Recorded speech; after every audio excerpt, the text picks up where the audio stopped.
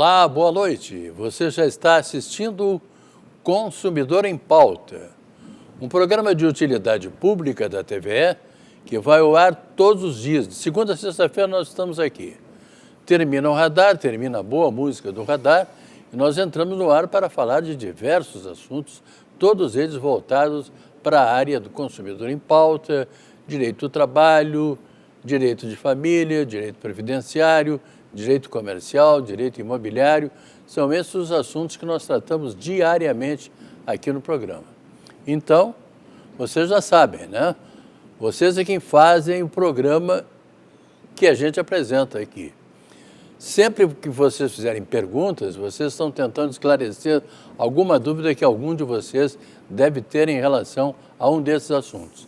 E a gente sempre tem um especialista aqui para tratar desses assuntos e dar as respostas que vocês querem, que vocês precisam. Hoje, por exemplo, nós vamos tratar de direito de família e sucessões e eu logo vou dizer quem vai estar aqui conosco.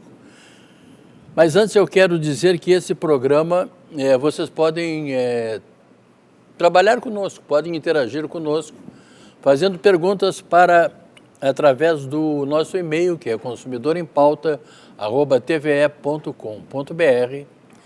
Podem também telefonar para 3230 1530, o telefone direto aqui da TVE, o telefone do programa, ou então mandar um WhatsApp para prefixo 51, que é o prefixo aqui de Porto Alegre, e o telefone é 985-946-773.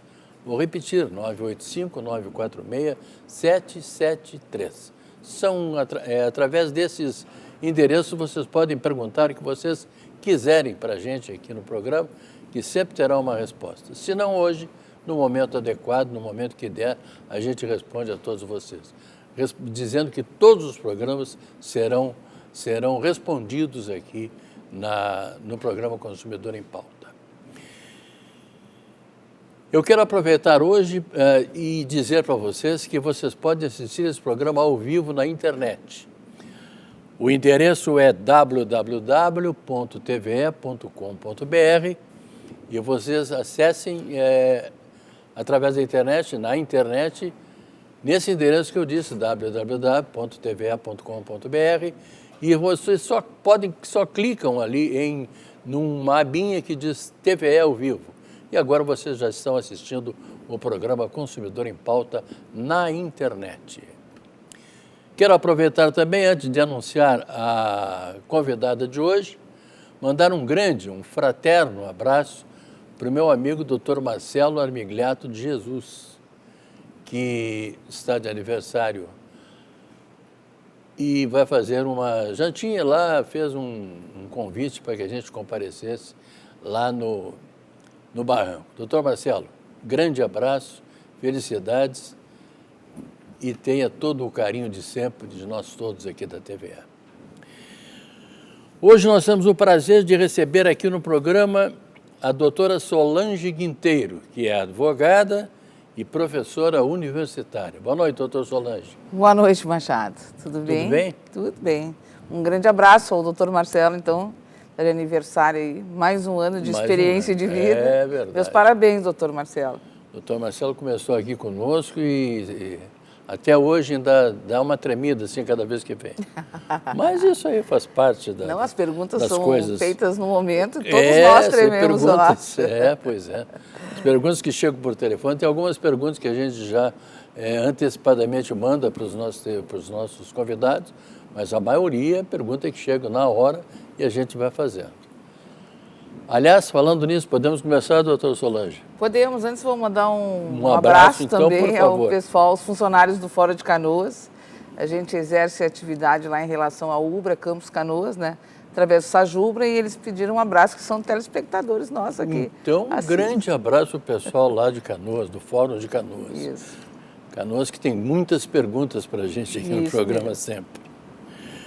Doutora Solange, a primeira pergunta é de uma telespectadora que não quer ser identificada e ela está coberta de razão. Ela é uma senhora idosa, tem 73 anos, telefonou para cá chorando, desesperada, perguntando o seguinte: sou idosa, tenho 73 anos e tenho problemas de saúde.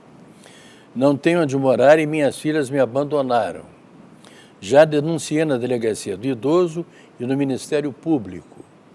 Mas, como não tenho os endereços delas, não conseguem chamá-las. Aí ela pergunta como fazer para conseguir esses endereços. E o que mais que ela pode fazer, já que não tenho como me sustentar? Essa é a pergunta da telespectadora que está realmente com problemas. Realmente um grande problema aí é os filhos ou as filhas abandonarem a mãe, né? Por mais que tenha sido de uma forma correta ou não, não se faz isso com o idoso, principalmente com a mãe. Pelo que eu entendi, ela já até tomou algumas providências. Ela encaminhou à Delegacia do Idoso, ao Ministério Público. O importante aí é realmente saber o endereço das filhas, né? Uma sugestão nossa aqui é de que a senhora ajuize, através do Ministério Público, uma ação postulando alimentos em relação à necessidade que ela está passando.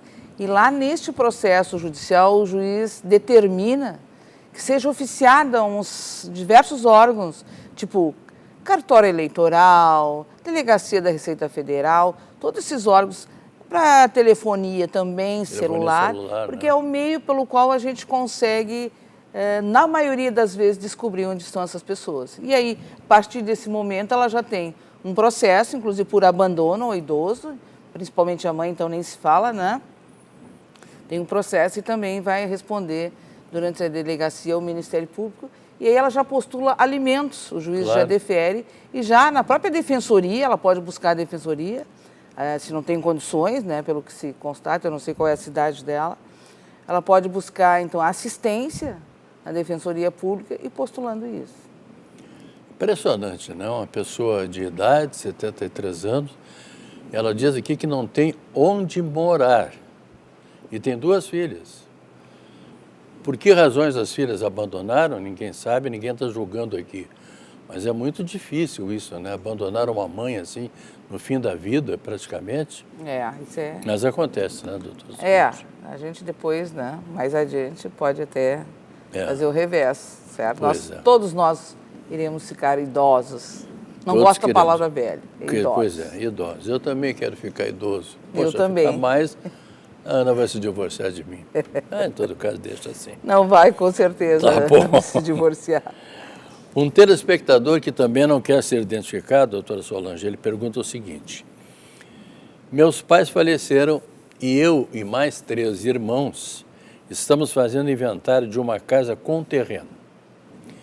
Ele pergunta como vai terminar. O juiz vai determinar a venda do imóvel após a conclusão do processo? Ou o terreno vai ser dividido entre os irmãos e escriturado?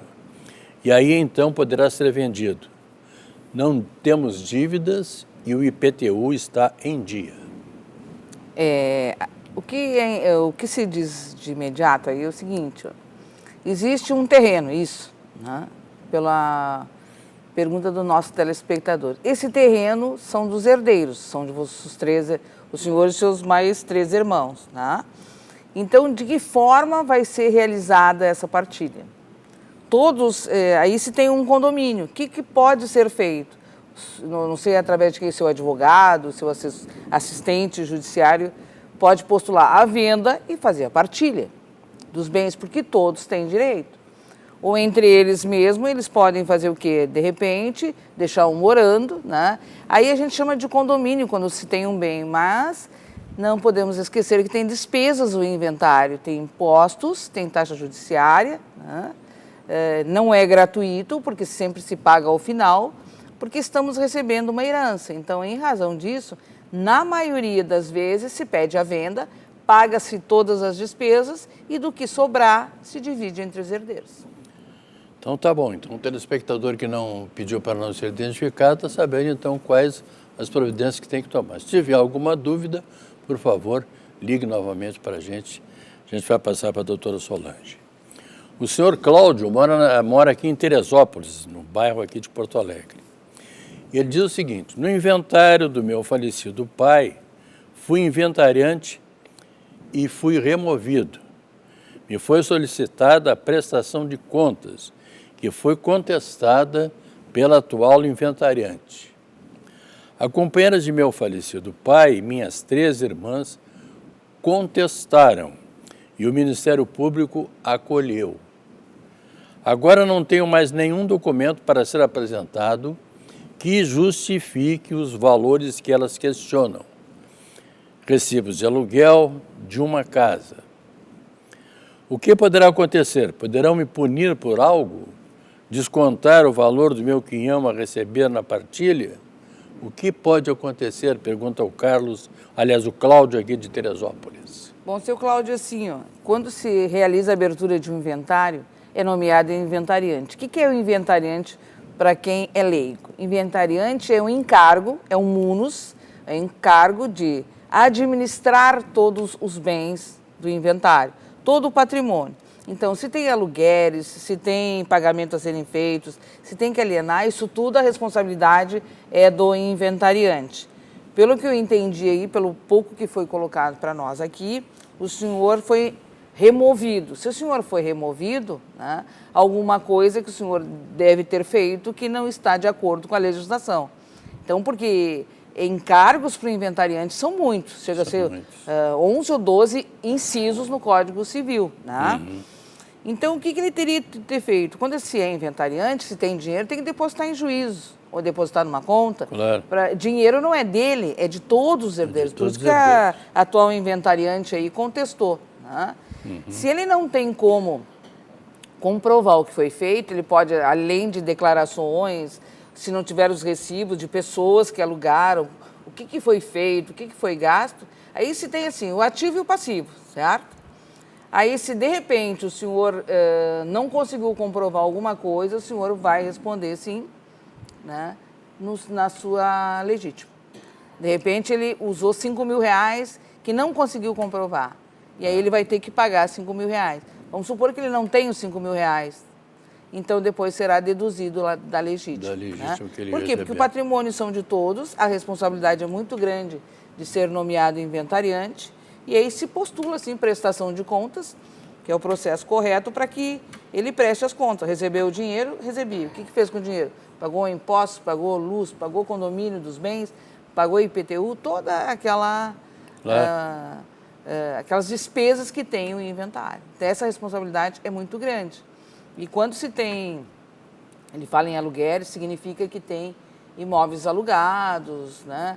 Não pode simplesmente, vou emprestar o imóvel, porque não, ele não pode fazer isso. Não Só pode. com autorização dos demais herdeiros. Acho que fui clara, né? Claríssima, doutora Solange, como sempre. Doutora Solange, tem uma pergunta aqui, eu falei que Canoas sempre tem muita pergunta, né? Então chegou a pergunta aqui para o telefone do João, que mora lá em Canoas. Ele quer saber o seguinte: como faço para deixar minha aposentadoria como pensão para um filho autista que não trabalha? Tem como fazer isso, doutora Solange? Olha, a pensão deve ser a pensão previdenciária, Deve né? ser. Nós vamos deixar isso para os previdenciaristas, mas vou dar o meu pitaco, certo? Por favor. E vou dar o meu pitaco. Então, o que acontece? Se o senhor tem um filho que é deficiente, na lei previdenciária diz, né? O senhor tem que ir até o INSS declarar e ele tem direito à pensão se ele vier a falecer. Né? Claro, ele vai ter que passar por uma perícia para ver se realmente ele é deficiente, tem graus, a gente sabe disso. Infelizmente, o autismo é uma doença muito séria, né? Tem A1, A2, A3, a gente já até... analisou alguma coisa. Ele pode, sim, né, declarar o filho deficiente, inclusive ele pode interditar o filho, a incapacidade, a gente não sabe o grau aí da doença, né?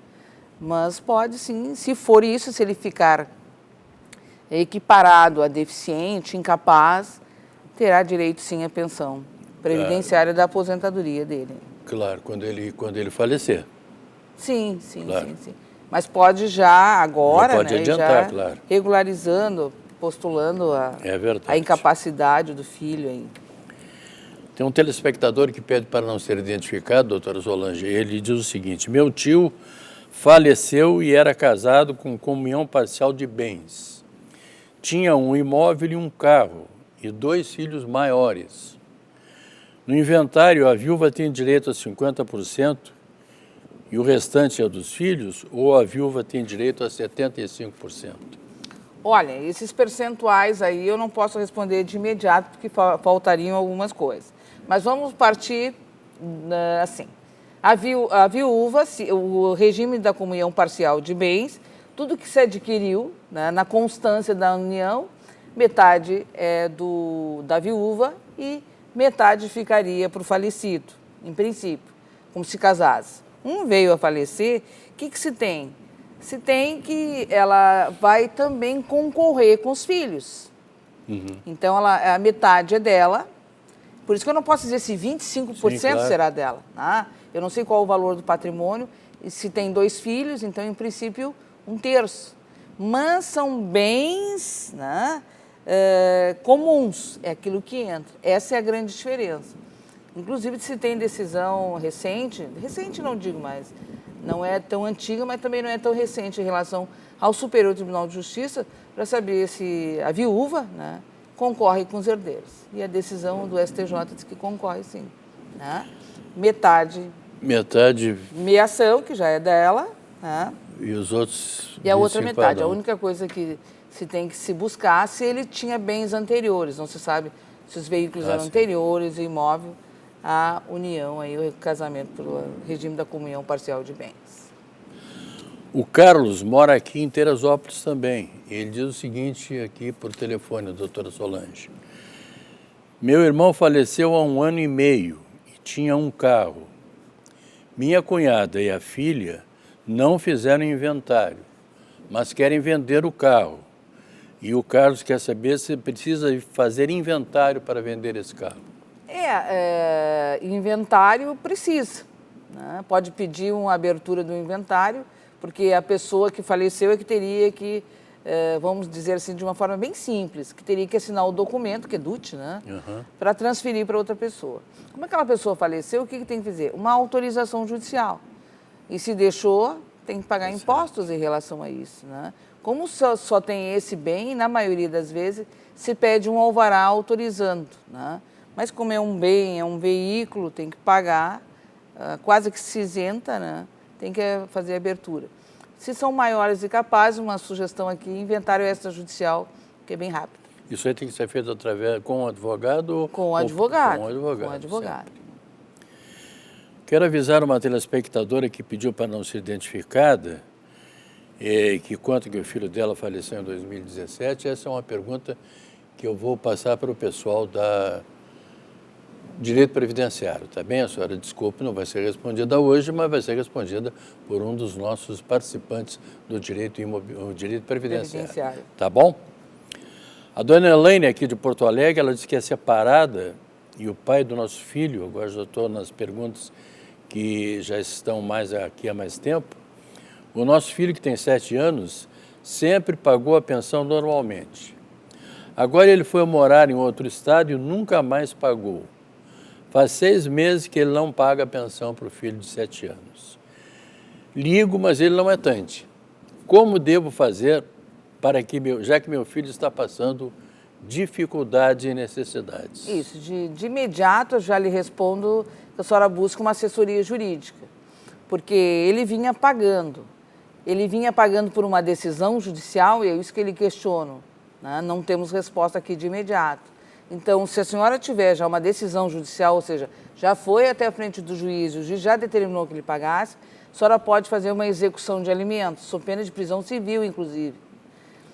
Hoje, cumprimento de sentença do novo Código de Processo Civil. E se a senhora não tiver essa decisão do juiz, o que a senhora faz? A senhora entra com pedido de alimentos, pede uns alimentos provisórios, o juiz vai deferir, a partir daquele momento ele já vai ser citado e vai passar a pagar. Por isso é importante, de imediato, claro, buscar assessoria jurídica aí. Tem uma outra pessoa aqui que também pede para não ser identificada. Eu sempre explico aos nossos telespectadores que a pessoa não se identifica, mas fica o nome dela registrado aí nos nossos arquivos, tá bem? Mas a gente respeita o direito da pessoa que não quer dizer seu nome de público aqui, né? É uma pessoa anônima que mora na Barra do Ribeiro. Tem um filho de 6 anos que praticamente desde que nasceu mora com meus pais, que cuidam dele já que não tenho condições de criar um menino. Entrei com uma petição solicitando ao juiz que concedesse a guarda dele para meus pais, mas o juiz negou. Tem alguma coisa que eu possa fazer? Pergunta essa pessoa anônima, doutora Solange. Eu lhe questionaria, ele negou de imediato, porque quando os avós têm a guarda dos netos, pode pedir a guarda, eles têm a guarda de fato e não de direito, eles podem pedir uma tutela provisória até para ter a guarda do neto, né? Porque guarda de fato é uma coisa e guarda de direito é outra. O que se tem? Se o juiz já negou, significa que ele não simplesmente não negou. Eu não sei se eu consegui me fazer entender. Eu peço de imediato a guarda, ele não deu. Mas ele pode dar no final, por quê?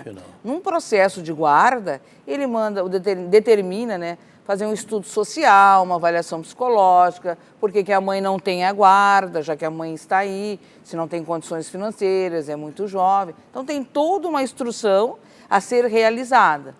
Se porventura já saiu uma sentença, agora eu já estou no finalzinho do questionamento dela, saiu uma decisão, o juiz, não, ela não tem direito, ela só... Seu advogado, seu defensor jurídico, né, defensor público, assistência judiciária aí, pode recorrer sim da decisão para o Tribunal de Justiça. Doutora Solange, vou lhe fazer, eu acho que a última pergunta do programa de hoje. A dona Helena, ela mora na cidade de Charqueadas. Faz 8 anos que mora na mesma casa de uma tia solteira que não tem descendentes. Durante esses anos, sempre cuidei dela. Como ela praticamente está em estado final, pergunto o que devo fazer para passar a casa para o meu nome. Aí assim, passar a casa para o meu nome seria... Não poderia. Ela, a nossa telespectadora Helena, não vai conseguir fazer isso. Se a tia tiver condições mentais, que isso é importante, né? Sim. Às vezes a pessoa não tem condições físicas, mas sabe o que está fazendo. Ela pode deixar um testamento para ela na integralidade dos bens, isso ela pode testar. Por quê? Porque ela não tem ascendentes, né, pais, e nem descendentes que são filhos. E também os colaterais, desculpa, eu sempre faço isso, né? Mas os colaterais que são os tios, que no caso seria a mãe se a mãe dela não estiver viva, né, vamos supor, que não consiga, não tenha tempo de fazer o testamento. Então é bem isso, ela também vai herdar, que os sobrinhos, né, eles herdam, mas só se a mãe dela não for viva e tiver só uma irmã. E se ela fizer um testamento dizendo que deixa tudo para a irmã? Aí ela pode dispor. Pode dispor. Então, eu acho que eu tenho tempo para fazer mais uma perguntinha, ou não? Como é que... perguntar para saber quanto custa para fazer o testamento. A senhora sabe mais ou menos? Isso, sei, a gente faz, então, né? Testamento precisa 2 testemunhas, encaminhar para o tabelião, e é em torno de mais ou menos uns 350. O último que eu fiz agora, eu acompanhei, né? Eles encaminharam, a gente tinha um patrimônio, vi como é que, para não dar qualquer vício, quando tem muitos herdeiros, muitos filhos, a gente, é mais ou menos nesse valor. Só ligar para um tabelionato, eles lhe dão de imediato o valor. Bom, lembrando que isso aí não está incluído o valor que se paga para o advogado, né? R$350. Bom, não é caro também, fazer um testamento, de repente a pessoa vai ficar com um patrimônio maior, né? Mas não há necessidade, assim, a pessoa pode encaminhar até o tabelionato e ir lá postular. Nos procuram quando os advogados? Quando eles querem realizar um testamento para que não ocorra vício. No caso dela aí, seria simples. Né? Por isso que nos constitui, às vezes, para a gente fazer de uma forma. Aí quando tem regime, tem bens, parcial, bens antes, durante, depois, aí a gente faz uma análise e faz um esboço do testamento. Deixa eu avisar aqui aos nossos telespectadores que esse programa está ao vivo no www.tve.com.br. É só clicar ali na abinha TVE ao vivo. Você assiste o Consumidor em Pauta ao vivo na internet. Quero reforçar aqui que esse programa é repetido às 7 horas da manhã, diariamente, aqui na TVE. Doutora Solange Quinteiro, fiquei muito contente em estar mais uma vez com a senhora aqui no programa e lembrando que a senhora não precisa de convite, volta quando quiser. Vou estar aí, com certeza. Sempre muito que obrigada, agradeço sempre. E sempre que puder, porque a doutora Solange também tem um negócio, umas mediações de vez em quando que... Sim. Pois é. Mediações familiares. Familiares, é verdade. Bom, então lembrando a vocês que nesta sexta-feira estará aqui o doutor Dirceu Vendramini para falar sobre direito previdenciário. E nós voltaremos na quarta-feira, porque tem o carnaval aí, né? E não é que eu vá me fantasiar, nem serpentina, nem nada, mas eu vou dar uma descansada nesse carnaval. A todos vocês, muito obrigado, um bom carnaval e até quarta-feira.